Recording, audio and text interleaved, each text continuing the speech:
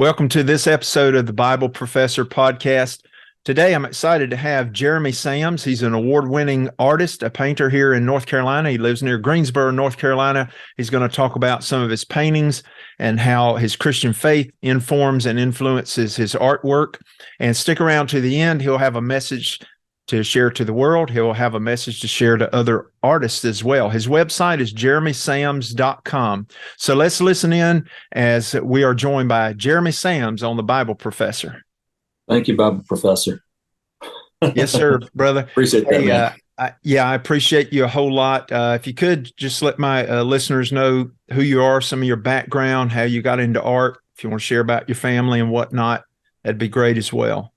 Yeah, okay. Yeah, my name is Jeremy. So I've been painting now for professionally for, I guess, about 26 years.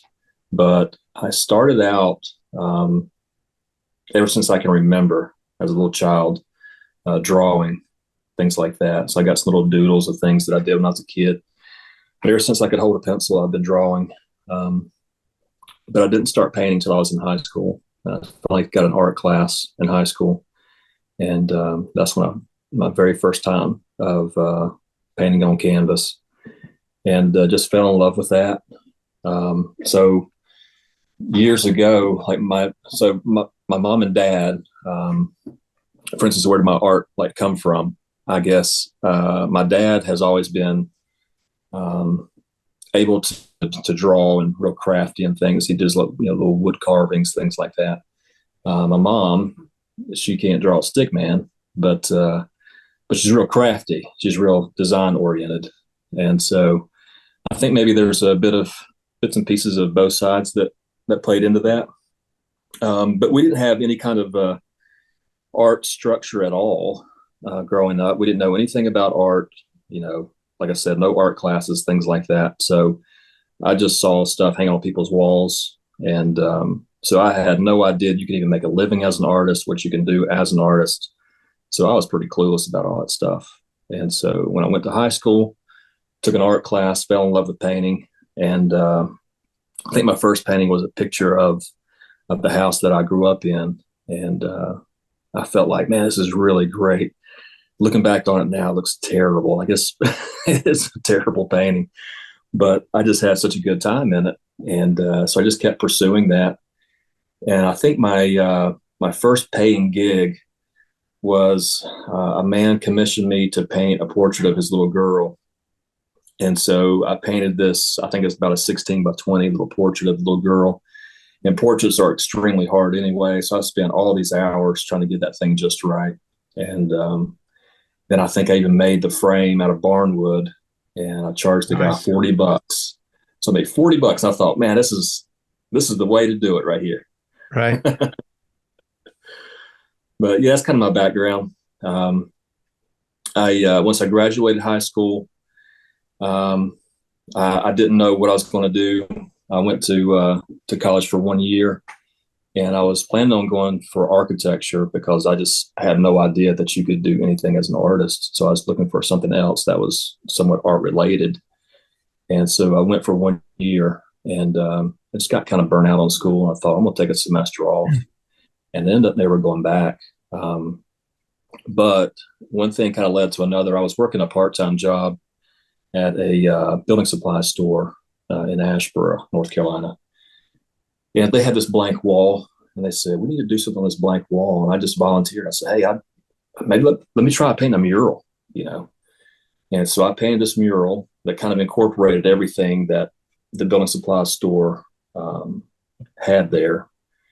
And so one thing led to another, where contractors and homeowners and people like that would come into the store, and they saw the mural, and they started hiring me out to do work in homes and work in restaurants, things like that. And so just kind of started off part-time painting and doing little odd jobs here and there. And eventually it turned into a full-time thing. So that's kind of my background as far as how I got started in the profession of painting. Okay, cool. And so Jeremy Sams is joining us today of jeremysams.com. He's a painter, an artist here in North Carolina. I want to share the screen here a moment to show from your website a moment your plein air paintings, and then I want you to describe for our non-artist listeners what plein air is, and just talk about that a little bit, why you seem so passionate about that. So let me pull this up a moment. And on jeremysams.com, recent plein air paintings, I think this is what's up here. And man, this is obviously mostly outdoor portraits. That one's really, these are all just so beautiful, Jeremy. Just amazing, amazing work. Thank you. Those are kind of small there, but well, just talk about that if you don't mind. What is plein air, and why do you seem to enjoy it so much? And I know you've won awards with it. Yeah. So plein air is just it's a fancy French term. It just means in the open air or outdoors. So what got me into that was years ago. Actually, when I first started painting, that's just the way we did it. You painted from life because that's all I knew how. And not long after I started painting full time, I started working from photograph because it was easy, it was quick, and a lot of the clients that I had working with murals, things like that, you had to be fast. And so I started working with photographs years ago. And so anyway, I started that, and then I went to a gallery a few years later, and I saw some work at a gallery, and I was just really blown away by how these guys were capturing reality. And so I looked at their work, and I was looking at my work thinking, there's a certain life that mine just doesn't have. And these guys are capturing things that they look so realistic. And so I asked one of the artists, I said, what are you doing that I'm not doing? And so we were talking about it, and I said, yeah, I paint from photograph mostly. He said, oh yeah, but you got to go outside and paint. You got to paint from life. And so so I took their advice, and I think it was in February of 2011. I finally decided to go outside and paint. I went in my backyard, found a little creek back there, and ended up painting for like 6 hours, and just had the best time. It's a little painting, but it took me like 6 hours to do it. And man, I just fell in love with it because you're outdoors, you got nature all around you, and you're getting to directly observe the stuff that's in front of you. And that's one of the things so as an artist, I'm not an abstract artist or a non-objective artist. I am a representational artist. That's the genre that I'm in. And thanks for sharing that term. Yeah. So as a representational artist, I'm representing what's in front of me. So if you look at my work, you can see that, that's a beach or that's a tree or whatever, but it represents something factual. And so that's the way I've always been geared. That's the kind of art that I grew up with. Nice. And so especially, looking through a Christian worldview, that really directs me to want to become the best that I can as far as a representational artist. Okay. So, and I want to come back to that Christian worldview notion in a moment, but let me ask you, I know that you have won a ton of awards. Tell me about your, painting in these competitions. Is that pressurizing? Are there a lot of competitors? Who are the judges? Are they, retired artists or, senior artists? Or tell us a little bit about your competitions. Right. So in the plein air field, there's a whole genre of painting. So there's these competitions that happen all over the world, basically. But America has a bunch of them. About every weekend, you could probably go to one somewhere in the country. Wow. But so what happens is, for like the national type events, you have to be juried into it. So you'll submit your work, like 3 images, to a judge, and they'll pick from all the hundreds of applicants. And you might have several hundred, depending on where it's at, but they'll pick like 30 of the top artists, and they'll bring them to a location for the week. So it might be, wherever, Georgia, North Carolina, Florida, wherever. They're just all over the place. But they'll bring you in for a week, and you'll have that whole week to paint that area, and usually have some type of boundary set up, like it's either in the county or a certain city or whatever. But you got that week to paint that certain boundary, and you produce as much as you can. And then at the end of the week, they'll have a show. So it'll be a juried show. So you'll have either some type of curator, or maybe another professional artist, or maybe retired artist. There's all different types of judges, but anyway, it's somebody with some type of expertise in the art world, and they'll come in and they'll judge the event, first, second, third place type thing, and then it's usually open to the public, and you sell your work, and that's the way I make a lot of my my living now, is by doing those type of events. Yeah. Okay. Very cool. Jeremy, back to, I want to talk about how I want you to talk about how your Christian faith has influenced your artwork. You know that in the scripture, artists are mentioned, those who were called in for the tabernacle to create artistic designs on the tapestry and the fabric. There were stonemasons and carpenters as well. And a lot of these guys, are mentioned a couple or a few dozen times throughout the New Testament. Craftsmen are mentioned a couple of times in the book of Acts as well. And so talk about, you mentioned Christian worldview, but how does your Christian faith, because I know you to be a solid Christian man, and we'll talk about your ministry after a little bit, but how does your worldview about God, the creator, impassion or influence or help you as a creator? Yeah. So, especially when I go out in plein air, when I'm outside, outdoors, if I find a certain scene and something captures my eye, I have to ask myself usually, why does that capture my eye? Why does that look beautiful to me? And so when I ask those questions, it forces me to articulate what it is that I'm looking at, and why does it appeal to me. Now that makes sense in a Christian worldview to me, because when I look at it, I'm looking at the same evidence as everybody else, but I look at it and say, wow, look what God made. I mean, obviously, the thing that I'm looking at here is a reflection of His beauty. And so when I see that, I have to ask myself, like, okay, how can I better accentuate this scene that's in front of me, so that when I take this away and put this on a wall somewhere, that somebody can have the same emotional impact that I did seeing this. And of course, I'm not a great copier. I mean, I can do a little bit, but as far as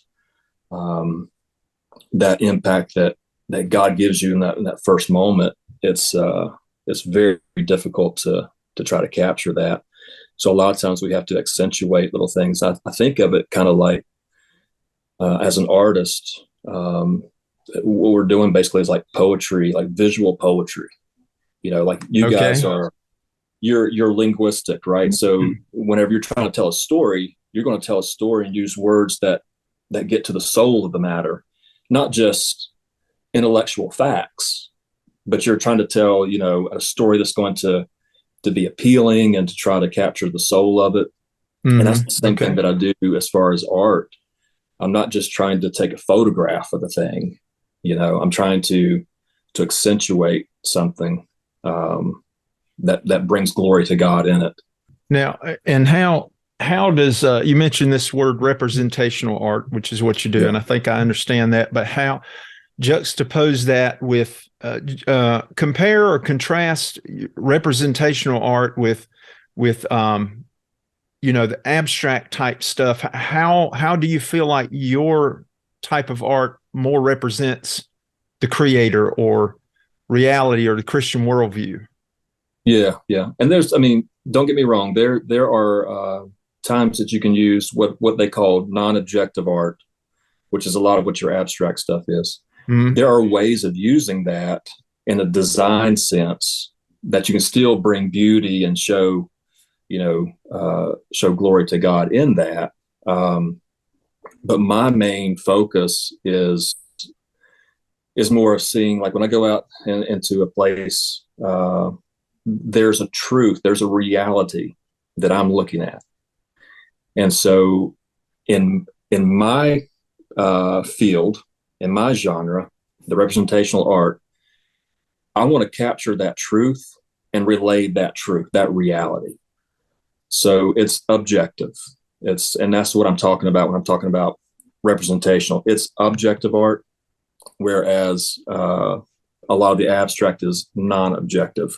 It might be more about the technique or the material or things like that. Whereas in my representational art, it's more about the thing that I'm looking at, if that makes sense.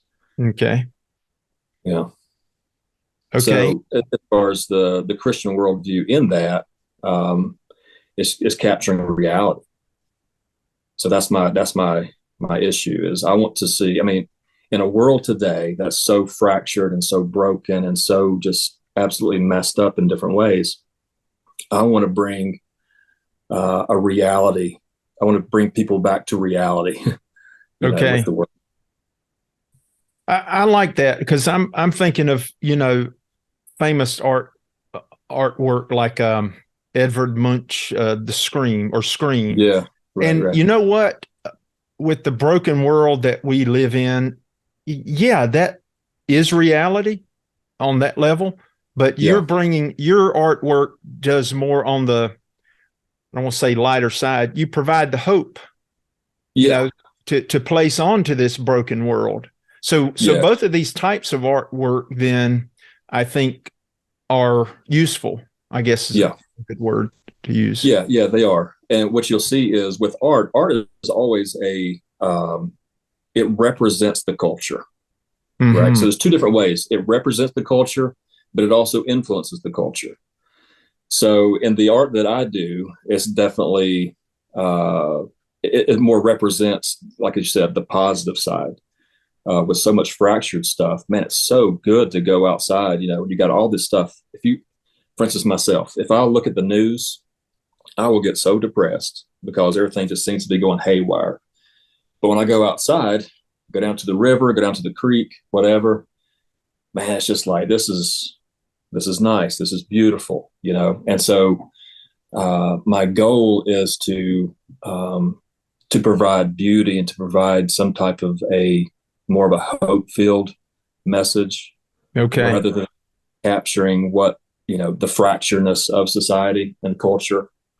I'd rather show people that there is, definitely more hope.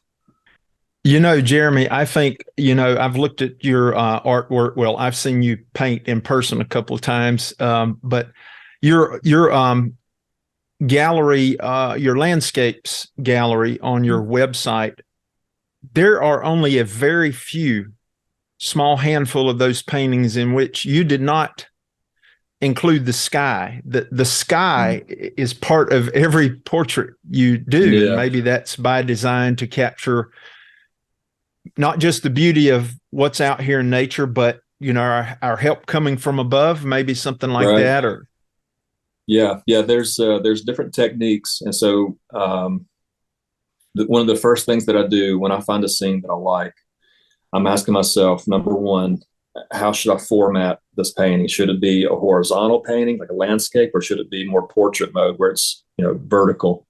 Okay. And once I figure that out, my next thing is always, where does my horizon line go? And so the way that I look at it, if you look back at some of the old art from years ago, some of these guys, Frederick Church, Albert Bierstadt, these guys who are incredible, landscape painters. When you look at their sky paintings, usually there's a low horizon line. And so with that low horizon line, what that does, it puts you looking up into the painting, kind of looking up into the transcendental, the things that are way beyond you, right? Whereas if you put a high horizon line in your painting, then your eye is more level and looking down. So it's more about the natural, more about the experience of the viewer, not so much looking into the transcendental, but looking at what's going on in my life right now. And so I got kind of both. A lot of my river scenes are more about the human experience. Yeah. And so then I also have some of those other paintings where you're looking more up. And so the way I look at it is, as an artist, especially as a visual artist, we use we're visual storytellers, and so we have to tell a story without using words. And so one of my main goals is, how do I manipulate the scene to tell the story, tell the narrative that I want to tell? And so I use things like that: the placement of the horizon, then placement of the objects. There's a whole science behind all this stuff, in composition. Right. And so in composition, it's all about, how do I arrange these elements? And basically what you're doing is you're composing, right? So it's like you're composing an orchestra. You might have a soloist, you might have some backup singers, you might have the choir in the background, whatever it is. But anyway, that's kind of the way that I look at it. There's a hierarchy within the painting. There's going to be one place that I want your eye to go to first, then another place I want your eye to go to maybe second, and maybe even third. So there's going to be elements in the painting that's going to draw your eye through the painting. And so I use that that concept of hierarchy within that. So all these things, especially in design and aesthetics and beauty, it's all representational of God. I mean, you can look at all the way that we design paintings, and everything goes back to the character of God. Sweet. Jeremy, we're joined today by Jeremy Sams, jeremysams.com. He's an artist here in North Carolina. I'm going to pull up a couple of your paintings and actually scribble on them, if that's okay. Okay. I just want to critique or give a couple of thoughts of what I see in this painting, and maybe you can correct anything, tweak anything, add to it. Yeah, okay. Just for fun. Okay. Okay. Let's go here. The garden tomb, or the resurrection, Mary Magdalene and Christ here. Hang on, I'm going to move on. Here's a really beautiful one Jeremy did here as well. And let me get it a little bigger there. The Lion and the Lamb, is that the name of this painting? Yeah. And how old is this painting? Oh, that's an old one. It's still for sale on the website? No, it's already been sold. I do have prints of that. I'm sorry, say again? So I do have prints of it. It's already sold, but I do have prints. You do have prints. Okay. Yeah. I want to bring up one, though, that is, well, here's one. All right, two more. This one and another. This one Jeremy actually painted at my church as he preached while he painted. I think, if I remember correctly, you were doing John 6, maybe, the miraculous feeding. Yep. Right. And so this is just representative of Jeremy's work. Let me pull one more up, Jeremy. This is my favorite of, ones I've looked at personally. Oh, yeah. So this is one of my very favorites of Jeremy Sams. And this is obviously, I dare say, I'm going to guess you took the inspiration here from Luke 15, where we have three lost things, right? A lost sheep, right? Lost coin, a lost son, or the prodigal sons. Right. But I really like, I don't know the artist's terms here, the depth, the contrast, but I see this sheep out here by himself, and he's in grave trouble. You can see the link. You made these cliffs really tall over here. You see the links, you see the abyss down below, you see the dark here. It's just, it's ominous. This guy's in trouble, obviously. And these sheep over here are fine. So Jesus' story in Luke 15, he's going to go look for that one lost sheep, right? That one person he's looking for. But I look at this shepherd and I'm like, Jeremy, you just really did a tremendous job here. Look at this shepherd. First of all, he's risking his life. Second of all, he's got the equipment to do what needs to be done. Right. Right. And then this little curve in his left knee, this shepherd's foot is planted. He ain't going anywhere. He knows what he's doing. Right. This is the good shepherd. Right.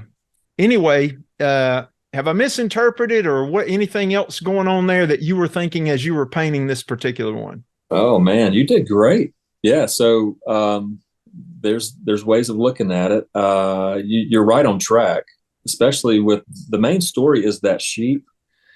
If you look at the sheep, he's not just sick, but he's dead. I mean, he's in terrible shape. Okay. And so I'm thinking of the nature of man in that and what Christ has to do to bring us to himself. He didn't just, help us out a little bit. He didn't just give us a little bit of medicine. Like he takes dead things and makes them live. And so, there's a great chasm between us and him. Mm-hmm. Then all the stuff in the background, all going down at an angle, all these things are just, symbolic of danger, just heavy danger, just a bad place to be, an impossible place to be. And that's really one of the themes of that picture is the impossibility of man to come to Christ, except for the grace of God that brings us to himself. Okay. That's a great message. Thank you for sharing that, Jeremy. Yeah, man. Yeah, thank you. Let me ask you, though, what might be a hard question for you, and that is, what is your personal favorite painting that you've done, whether it be, you've done lots of murals on downtown buildings. I've seen some of those in person. You've painted portraits, all your Plein Air award-winning paintings, and then your Christian artwork. What is your very favorite, even if it's not in the Christian category, your personal favorite painting that you've done? Okay, so I've been thinking on that because that's a tough question. And you know how artists are, and you're probably this way with your sermons and things like that. There's never one that you always feel like I could do better, Yep. But I did bring one in here to show you. This is probably my favorite one. Just if I can hold this up. Can you see that? Oh, yes. Okay. Oh, yes. That's probably my favorite. What country is the setting there? Yeah, this is in Burma. And so, that's just I like the composition and things like that of it, but I think just the story of it is what makes it my favorite. It's called Providence. We had so I do missions over there, and we were over there, me and two other guys, and we had some interpreters, translators with us. And for whatever reason, one day the translators had to leave. So we're there in this country all by ourselves. And I mean, I can speak enough Burmese to get myself in trouble, Right. And so, we're in a kind of a mess. And so we just prayed about it and said, okay, what should we do? And so we decided to go down to the little market. And I had been by this little alleyway several times, and it's just a really interesting little alleyway. And I thought, have my paint with me. And that's one of the things that I do is take paint over there, and I'll paint scenes. It's kind of an attention getter. So I found this little place, and I said, let me just set up right here and we'll paint. And so I started painting, and we've been there maybe an hour or so. We're trying to have conversations as we can, but we're very extremely limited, to what we can actually say and do. And all of a sudden, this guy comes behind us and says, "Hello, my friends," in just perfect English. And we turned around just so shocked. And this guy was a Burmese national there, and he was an English teacher. And so he took us kind of under his wing that day, took us back to his home, and just showed us hospitality. And we was able to share the gospel with him. And it was just an interesting little experience. So I named it Providence, how God always provides whatever you need. Yeah. Indeed. That's probably my favorite. Yeah. So you, man, kudos to you. You seamlessly segue into missions, which is what I was going to ask you about next. So are you still doing mission trips? Well, I haven't since 2020. Okay. Yeah, since COVID happened, they shut the country down, and then in 2021, that country had a military coup, and so the area, the people group that we're working with, we're not allowed in there yet. But hopefully soon we'll get to go back. Okay. And Yeah. so other than your artwork right now, are you teaching art as well? Or what else are you doing? Yeah, I teach workshops. So I'll go to different places and we'll do like a 3-day workshop, and I teach people how to paint in plein air. I teach just basic studio painting, things like that. And then of course I got galleries that represent my stuff also. So that's kind of how we do it. Is your itinerary for your classes on your website? Yeah, mostly. Yeah. And they're constantly being updated also. Okay. Another thing I was going to place on the screen here. So Jeremy Sams of jeremysams.com. This is actually a painting he did for his artwork is on at least one book I know of. This is a festschrift I did back in 2018, and Jeremy painted a hand writing in Greek the passage out of Ephesians 2 on which my essay was dealing with, and the hand you painted there actually belonged to another Jeremy, a mutual friend of ours. Right. That was I don't know how that all worked out. Providence, I guess. That was really cool. Yeah, man. This is really this has been interesting and enlightening. I appreciate you joining us, Jeremy. I want you to share 2 more quick things though. As a Christian artist, what's your message to the world? And then as a Christian artist, what would be your message specifically to other artists? Do you have a message for them? Yeah. So my message to the world would be that there's hope and peace that's found in Christ. Man. So hopefully whenever they look at my work, there's a sense of peace and hope, tranquility, things that you can't find in the world today. And I want to point them to the source. And that's what art is. It's always pointing to something. There's a message always behind the art. And hopefully the message behind my art is look to Christ, because he's the creator. And he's the only source of peace and tranquility that we can have in this messed up world today. Yeah. And as far as to other artists, I would say keep pursuing excellence, and look for, an artist should also be a form of a prophet. We should be able to speak to the culture, not just be a mirror of the culture. Okay. I see a lot of crazy art in the art genre, in the art world, and it's sometimes scary to look at. But I would encourage other Christian artists to be a prophetic voice, like speak out for truth, for reality, and it doesn't have to be in your face type stuff either. Like I've done portraits of Christ, things like that, but you can also do that through landscape. There's all kinds of ways of getting that. And so I'd use the art as a medium to speak to others, and I would encourage other artists, look through the lens of the Christian worldview and make beautiful things. Yeah. Okay. Yeah, because I was thinking as you said that, if you're just going to mirror the culture, you're not helping anything probably. Right. So yeah, that's a good point. So Jeremy Sams, check out his website, jeremysams.com. Thanks for joining us today on The Bible Professor. Yeah, thank you, Mel.